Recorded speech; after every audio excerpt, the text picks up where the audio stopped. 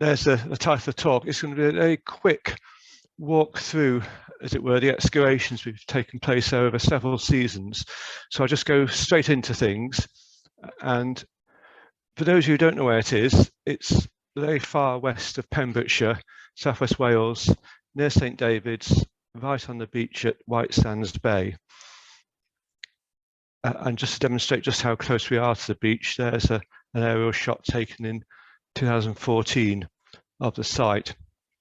If I just say a bit about the stratigraphy of the site, it's windblown sand, and essentially what seems to have happened is that windblown sand built up perhaps in the late prehistoric period, got to a depth of about 1.5 meters with no obvious human activity at all taking place, and then it stabilized and a thick soil built up over the sand. And it's on that soil that things then began to happen. And so that was probably in sometime in the mid-8th century when the first recognizable human activity took place.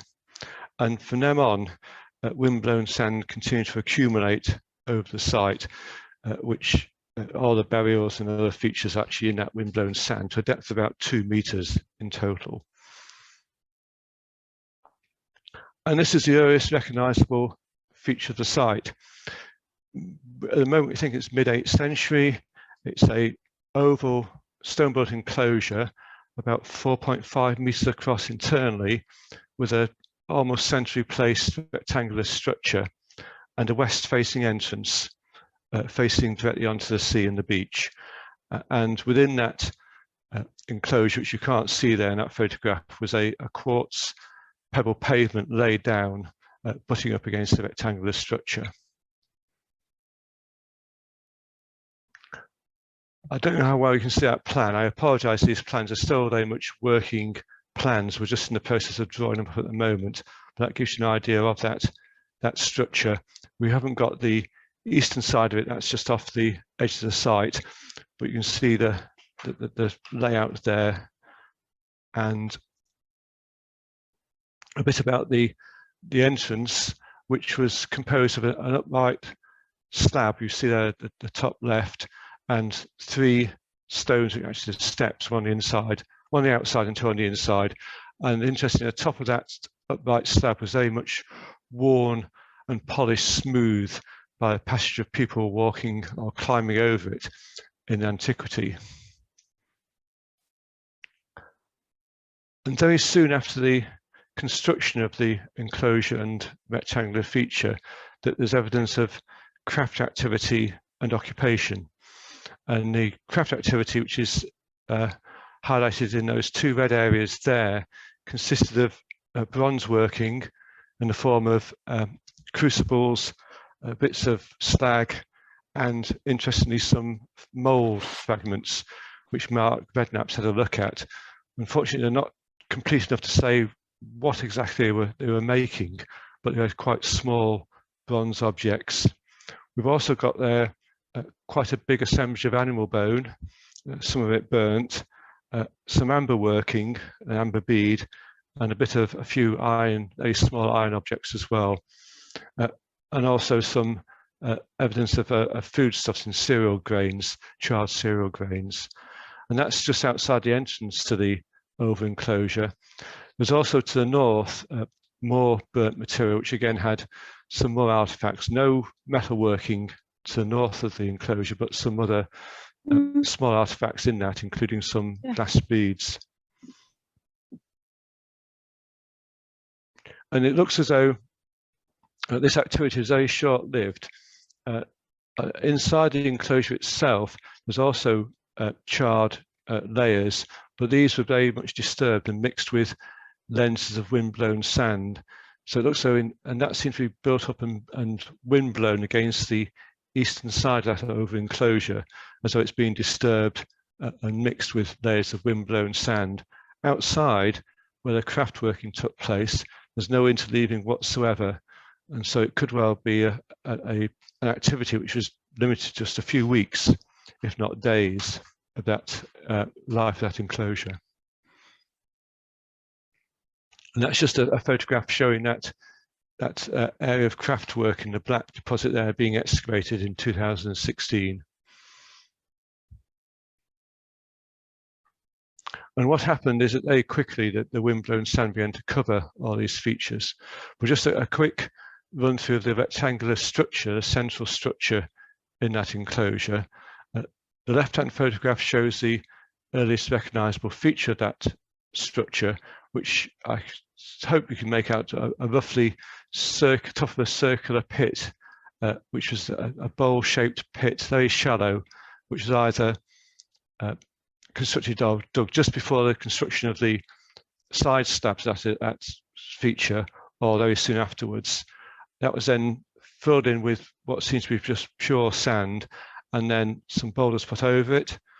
That was then covered by sand, and then in the central left-hand photograph, boulders put over that sand, including one which had a bit of a carving on it, or incisions, and then more sand over those, and then some flat slabs placed over those, which is the central right-hand photograph. And then on the right-hand photograph on the top, sometime perhaps a bit later on, were placed a whole series of quartz pebbles. Again, one, and also a stone was placed on the east side, I think, that's structure, which again has some decoration on it. Nancy's going to talk in more detail about the stone, so I won't say much about them, apart from just whiz through very quickly their location. This very fine cross, interlaced cross, was on that slab highlighted there. A very faint small cross on that particular slab. And the centre slab had this figure on it, and also a possible inscription and other designs. One of the side slabs had a very distinct cross carved onto it, which was facing inside the structure, so it wasn't visible. And one of the other side slabs had a very faint cross just scratched on the surface. And at the end, the upright end of the structure had this inscription, which is about 5 centimeters long, a boat or ship, and a spiral, which may or may not be a wave. And it appears as though the two end slabs of the structure were still in situ, but the side slabs may have been replaced, or in fact repositioned at some time during the life of the structure. And I said then over the top, quartz pebbles were placed, and then on top of the quartz pebbles we had a stone, a slate or shale slab, which had some decoration on it, including what looks like a checkerboard design. And you notice on the bottom right-hand photograph there that was a very large upright shale slab positioned at the west end of that structure. This had been snapped off in antiquity, but it did appear it was resting very much on the top of that structure, so it actually had been positioned there when the sand had completely engulfed that structure, and perhaps to a depth of 30-40 centimeters. But it could have been that upright slab could have been repositioned at some time during the lifetime of the structure and brought up from a slightly lower level. Before it got completely engulfed by sand, the oval enclosure and the rectangular structure were then replaced by a very much larger, what I'm calling a cemetery enclosure. This was a very well-built dry stone wall, standing about 1 meter high, with a west-facing entrance matching the west-facing entrance of the oval enclosure. And this is when we get the first burials start to appear. So there's no burials whatsoever with that oval enclosure and rectangular structure. And the first few burials we get are a couple of north-south aligned ones, and at least one east-west one. But they quickly, the whole cemetery became exclusively used for children, and very young children, mostly infants and newborns. And there seemed to be a desire to bury these children as close as possible to what had been the rectangular structure. it must have been at that time that the structure was submerged in sand, but it still knew, people still knew where it was. And in fact, the top right-hand photograph you see there shows some of those covering slabs on the left-hand side, the south side, have been chopped away, and 3 infants inserted into that rectangular structure. And the bottom left-hand photograph shows an infant actually placed on top of that structure. And indeed, the end slab had been chopped away to accommodate the head of that infant. And there's about 20 or 30 other infant burials clustered around this rectangular structure. And then as more sand came in, we get a mixture of both then non-adult and adult burials appearing in the cemetery enclosure. Mostly east-west aligned, head to the west, a classic Christian tradition, so both adults and children. This one on the left-hand side you see here was actually placed in the ground long after that rectangular structure disappeared from sight. It was actually dug, the grave of that one was dug from about 40 centimetres higher up than you see there. And some unusual burials as well. Left-hand side shows a slightly flexed prone adult. The centre photograph is a double adult burial, both prone, and a possible bag burial on the right-hand side. But all these are slightly unusual, mostly east-west aligned. Sand continued to build up, and eventually that big rectangular enclosure wall disappears underneath sand. And at that point, before it finally disappears, is when we get the first long kissed graves to appear in the landscape. And this is round about the year 900 or so. And this is one of the best kissed graves we had, which actually cut through the wall of that rectangular enclosure. It's one of the few kissed graves you actually detect the height it was cut from. Usually there's no grave cuts. This one, it's quite clear where it was cut from. And it had this cross, a cross-shaped stone with a cross scratched onto the surface at its west end. And the reason why it survives so well and still survives upright is very quickly it must have been engulfed in sand. And if you look at the top edge of that stone, it is slightly damaged. You can imagine it just poking above the surface of the sand and being kicked around by feet as they walked around the cemetery. And there's just a few more examples of some long kiss graves of this round about 900, give or take 50 years or so. You can just see how close we are to the beach there. In this case, we actually lost the heads of these graves. The area of that rectangular enclosure, although engulfed by sand, was still visible as a plateau in the landscape with the sand building up around it. And once that had happened, then a big layer of rubble was laid down.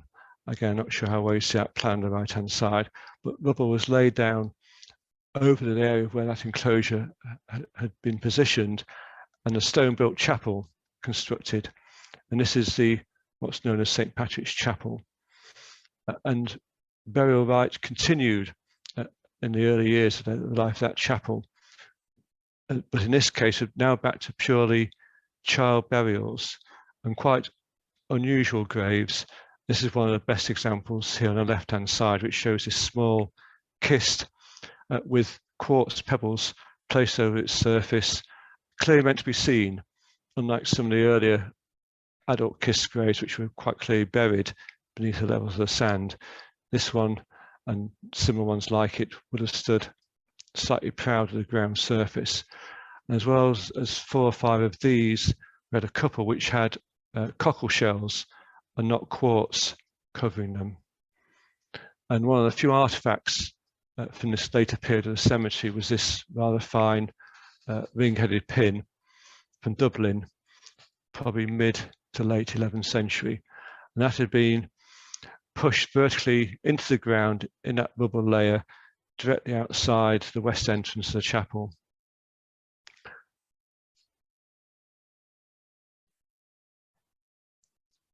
And at this late stage of the cemetery use, we still are getting some cross incised stones. This one here, this very small kiss grave, had the cross on both its upper and lower sides of the covering slab, and the bottom left-hand drawing just shows an upright grave marker as well, with just a very simple cross just scratched on the surface. So all in all, we had about 260 burials in about an area about 10 meters by 8 meters in that excavation. So really quite packed in. This is a stone-built chapel, 11th or 12th century date. Quite a simple structure. Originally had a west-facing entrance, which again mirrors the oval enclosure and the rectangular cemetery enclosure on which it sits. But the west-facing entrance had obviously had big problems with sand blowing into this chapel, and they tried to stop that by placing upright slabs inside the entrance, presumably against the door. This was unsuccessful, and eventually that west-facing entrance was blocked up, and an east-facing doorway created, sorry, a south-facing doorway created on the south side of the chapel. It was quite a poorly built chapel. There's no bonding material apart from sand, and it's quite clear that bits of it had to be replaced quite regularly. So it's quite a complex building to understand, as it was sort of built and rebuilt over several centuries. Finally went out of use, we know from a single historical reference, sometime in the early 16th century. The burial rites seems to have finished quite early on in the history of that chapel, perhaps in the 11th, early 12th century. And we had to remove that chapel, the west end of that chapel, simply to excavate below it, which you see the bottom photograph there, that's that process happening. And to date, we have a series of radiocarbon dates. We've got about another 6 or 7 awaiting, and you see there from there, they're clustered quite well between about 680 and around about 900 or so, with a couple of outliers. And so we hope to get some more to help explain the chronology a bit better. So that's it then, really. That's an extremely quick run through the excavation. If I just stop my screen share there. And that's it basically. I say very, very quick run through. I hope you've actually got a gist of what was going on there, of what is an extremely complex site, which I'm still struggling to try and sort out the sequences of.